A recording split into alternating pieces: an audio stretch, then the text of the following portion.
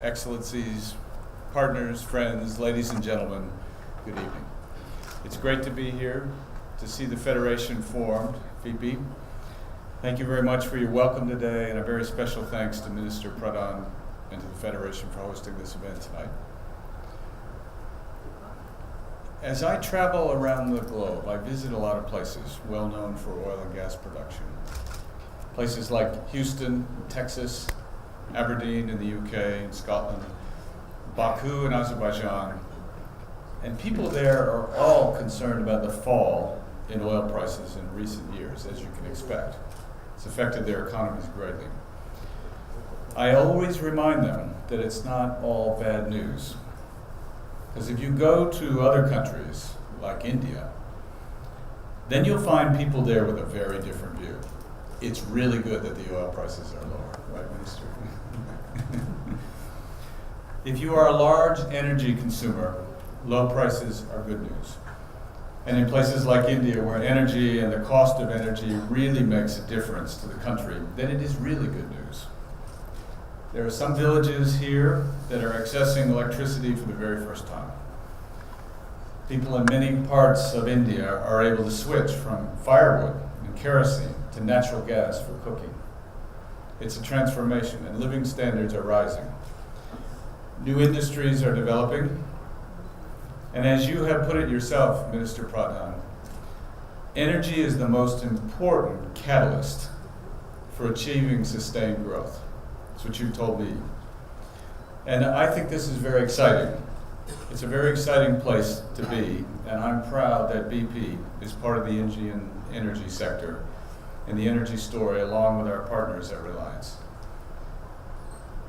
As you may know, I have also spent a lot of time in India, coming to India over the last 7 years, and always believed in the further evolution and growth of the energy industry here. So, if I may suggest how I think India, how is it going to achieve that vision of sustained growth? And I think it requires three things. It requires a clear vision of the future, a commitment to sustainability, affordability and sustainability, and a very competitive and responsive energy industry, because you import a lot of your energy. Let me say a few brief things, perspective about each of those three factors. In terms of a vision of the future, Prime Minister Modi has set out a very strong vision of a new India that includes creating more opportunities, building new infrastructure. We spoke today about the infrastructure, pipelines, other things, particularly in the east of India, transitioning to a digitized India, and embracing new technologies and promoting transparency. That, to me, is how I would sum up the Prime Minister's vision on energy. And that is a vision of a country where education and training raise the levels of capability. The ministers here about skills and capability. It also requires good governance, demonstrated in both the public and the private sectors. And of course, energy and energy businesses have a major role to play in bringing that very vision to life. All of you here in the room, So where there's a will to develop and prosper, then energy can provide the means to do so by providing heat, light, and mobility for people. Growth in energy goes hand in hand with the growth of the GDP of any country. And earlier this week, as was mentioned, we published our 2017 statistical review of world energy, which shows that primary energy consumption in India grew by nearly 5.5% last year. And if you look ahead, we expect Indian energy consumption to grow 130% over the next 20 years. That's more than 4 times the global average, which is 30%. That's an extraordinary growth rate. And I think India is going to need all forms of energy to meet its needs. That is the fastest growth in energy demand in any major economy, and it will support an expected 5-fold growth in India's economy by 2040. These are extraordinary numbers. So the question that follows, or the next factor, is how can growth at scale be responsible or sustainable?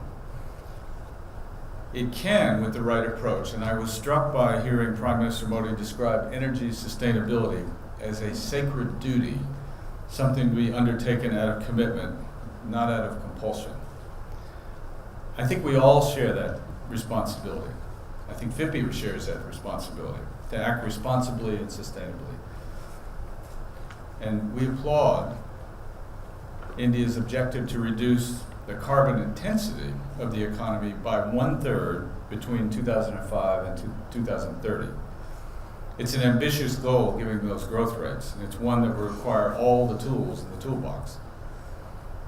Those tools include renewable energy, energy efficiency, which is a big priority here, and we should also recognize what an important tool natural gas can be. I think it's vital. I actually don't think the country can meet its goals without natural gas. Natural gas does have half the emissions of coal when burned for power, which means it can help lower emissions quickly and at scale. We have to make sure we don't flare it and that we don't leak it. India's commitment to sustainability is evident from the plans you have in place, be it targeting an increased share of gas in the energy mix, or aiming to build 175 gigawatts of installed renewable power capacity by 2022. These are big numbers. Even deploying energy efficiency at scale as one of the primary weapons to combat climate change will be required. So these plans are also applicable for other countries as well. National oil companies, international oil companies like ours, and the work we do in Reliance, shifting more of the portfolio to natural gas. BP will start up 7 major projects around the world this year. 6 of them will be in natural gas. Focusing on investments on renewables and lower carbon technologies will be required everywhere, and becoming more energy efficient in our own companies, corporations, and our own operations, as well as the products that we produce for our customers. Which brings me to the third factor, which is competitive and responsible energy industry. One that can meet the goal of reducing India's dependence on imports by producing Indian resources for Indian customers. And one that can play its part in fulfilling India's vision. To keep building such an industry, the country needs the reserves, and we need the right conditions for investment, and we need the right capabilities, skilled jobs, technology. I believe the reserves are certainly in place, particularly gas reserves, particularly off the East Coast. And as I understand, deepwater projects over the next 5 years will be developing an estimated 7 trillion cubic feet of gas discoveries. If you're not in the oil and gas industry, that's also a big number. It's a lot of gas. That will create a multiplier effect in terms of value for the country, also in terms of more jobs for skilled workers through the supply chain, which we were talking about with the ministry, and particularly in the eastern part of the country. Equally important, policies are being put in place to create the right conditions for investment. The government has moved to deregulate and free up gas markets. We talked about that today with the minister, and support hydrocarbon production with the new hydrocarbon exploration licensing policy, or HELP.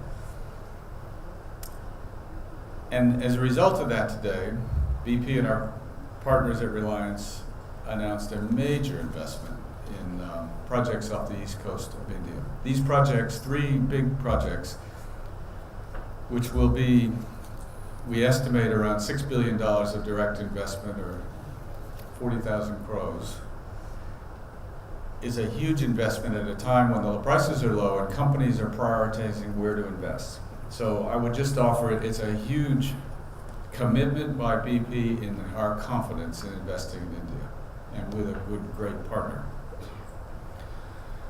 It will produce enough gas that should save $20 billion of import substitution for LNG, which is buying gas from other places. It's great. Use your own molecules instead of bringing them into the country. And as the Prime Minister has said, it's a case of less red tape and more red carpet. I like that saying. That's a motto I really like. In fact, I wish it were shared around the world in many other countries, but it's not. So it will certainly help India's attractive investment at a time when the industry is thinking carefully about each and every project given the lower oil price environment. There's also the opportunity to build and develop the right capabilities in India's energy industry.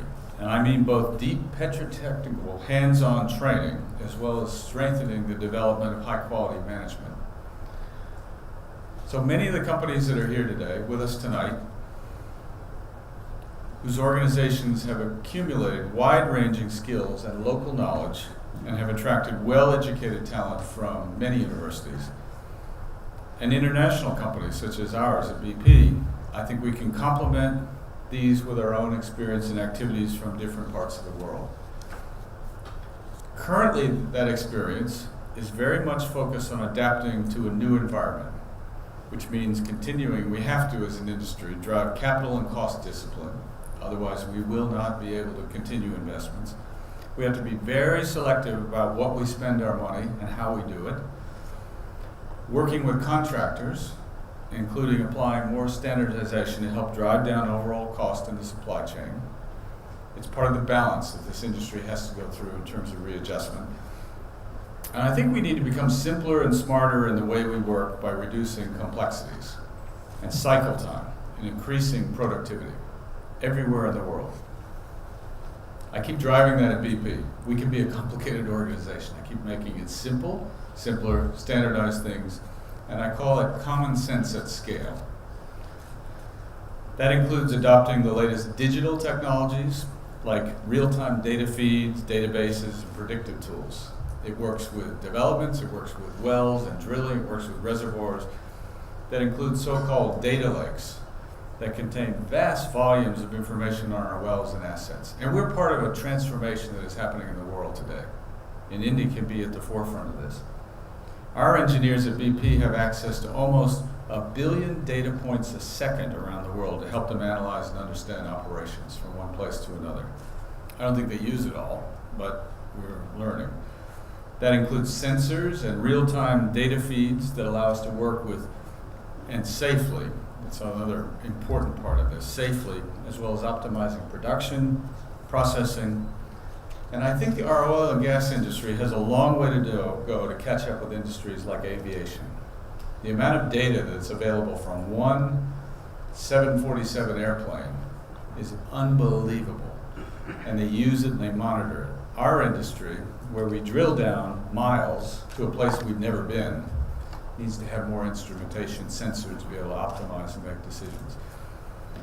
I think the future includes new supercomputers that process data from seismic and other sources in a fraction of the time it took just a few years ago. What once took, not that long ago, 4 years to do, can be done now in just 1 day. And that's not very long ago. A recent example, our venturing team have just agreed to fund an artificial intelligence company called Beyond Limits, which plans to take all its software used in deep space exploration to provide the energy sector with new levels of insight, how to optimize things and automation and make it safer. I think as a leader in the digital world, India is very well placed to benefit from this process of digitization in our sector. You all, I think, know this, but India has probably the best reputation in the world for its ability with digitization and the IT sector. So if I could, finish back where I started, the world of lower prices is not all bad news in our industry. It's good news for consumers and customers, and also for producers if it makes us operate more efficiently and effectively. And provided there is sufficient incentive to maintain investment, still remains really important because it's a very competitive world. And if we can do that, it creates a more efficient energy system for countries and the world. These benefits, though, depend on leadership. And as Prime Minister Modi has said, if you call yourself a leader, then you have to be decisive. And here in India, I believe you are taking the decisions and you are taking the lead now. It's a privilege to be working with you all and with you, Mukesh, Reliance. And I look forward to continuing this journey together with you and enabling India to achieve its vision of sustained and sustainable growth. Thank you very much. Any questions about anything? Don't ask me what the oil price is going to be. Although I did today say I think it's going to get back to 50 to 55 for a period of time. I think that's okay for India. That's not too high. Any questions about anything or for you? I will, if people are waiting to ask, I will ask you one question about this. A few years back, British, BP had started its vision as beyond petroleum. Yes. So what's the current status on that? I think we got a little ahead of ourselves because we invested a lot. We invested $10 billion in renewables from around the year 2000 till about 2008, and I'm sad to say we ended up being too early, I think, because we had to write down about 8 billion of it. What we have left through that, though, are two very substantial renewable businesses, which is a very large wind business and a very large biofuels business. And we were talking with the minister today about sharing some of the experiences with biofuels, with sugarcane, and possible sharing of things and considering things here in India with sugarcane biofuels, which makes ethanol. And Brazil, if any of you have ever been to Brazil, I was quite amazed because the automobiles in Brazil have a switch. It's gasoline, petrol, or ethanol.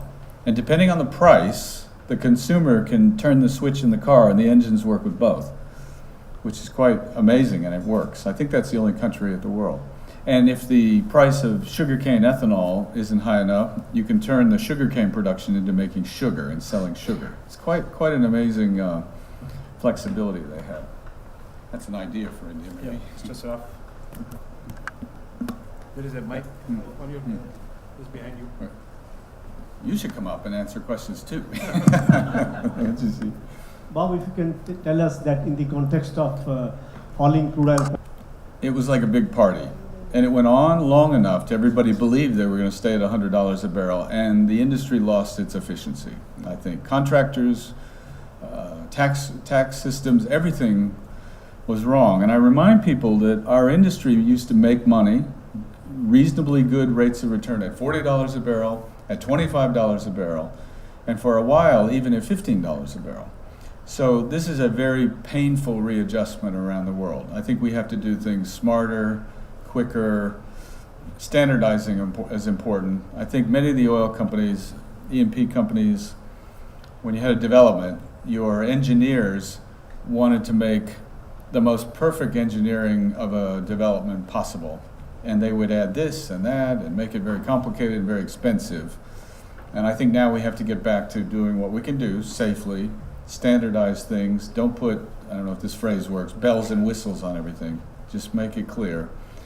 And then I think as leaders in a company, and you lead a big one, I think leaders create a lot of work, sometimes unnecessary work. And so I'm in BP anyway, telling somebody, don't ask for a big project or a piece of work that takes a lot of manpower and time if you really don't need it. If you really need a simple answer, make it simple. Because I think the leaders in big companies can create a lot of the complexity and cost. That's one thing.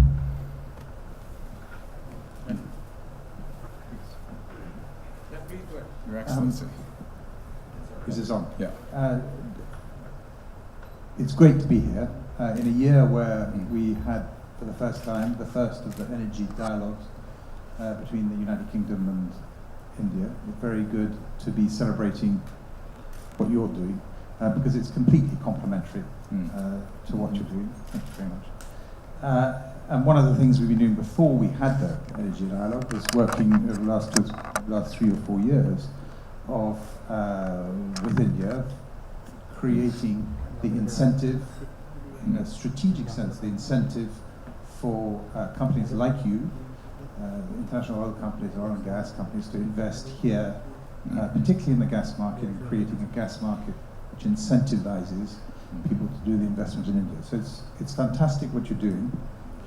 One little plug before I ask the question, which is come September, the 5th to the 8th, we are proposing, the Minister knows, a India Day goals.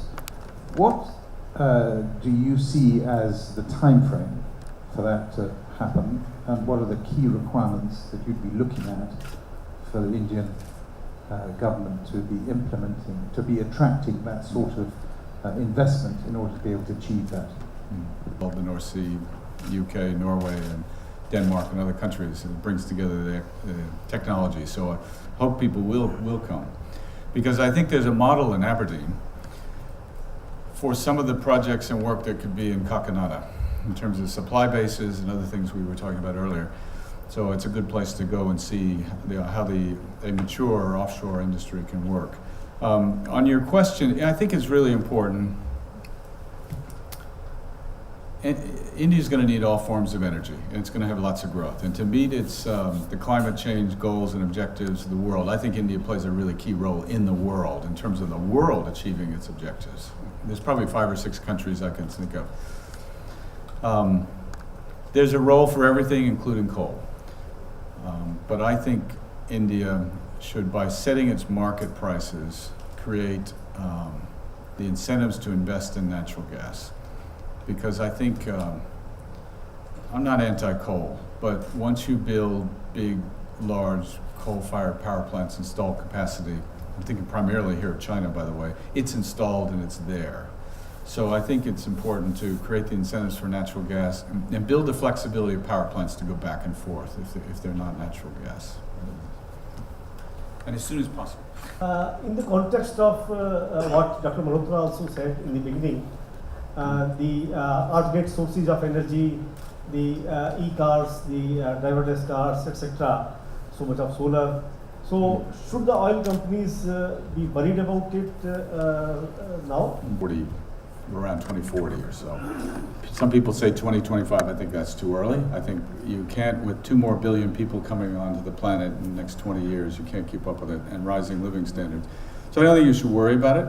But I think there is a great combination that is the answer to part of the issues on climate change, was a combination of natural gas with solar and wind. So when the wind doesn't blow and the sun doesn't shine, you have it backed up with natural gas, and that's going to be part of the future, the flex, to meet, I think, the climate issues. But I wouldn't lose sleep. For you and I, as long as we're going to be in the industry, I don't think we have to lose sleep about it. But I think we have to get really efficient,